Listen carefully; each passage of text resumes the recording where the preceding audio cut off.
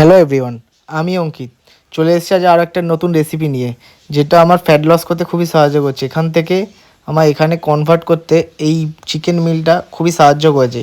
এটি বানাতে গেলে তুমি প্রথমে 300 গ্রাম চিকেন ব্রেস্ট নেবে, সলিড পিস নিলে তার মধ্যে একটু দই অ্যাড করবে।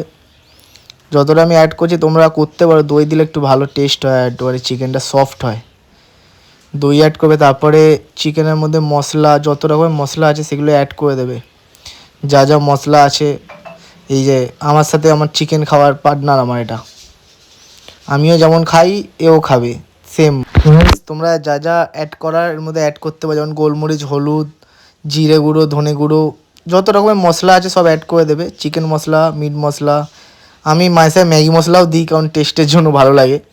তারপরে একটা নর্মাল প্যান নেবে, প্যানে 5 গ্রামের মতো তেল দিয়ে তোমার যা যা মশলা দিয়ে ওইটা ম্যারিনেট করে রেখে দিয়েছিলে ওইটাকে দিয়ে এবার ঢাকা দিয়ে সেদ্ধ হতে দিয়ে দেবে। তো 15-20 মিনিট পর তোমার রেডি হয়ে যাবে টেস্টি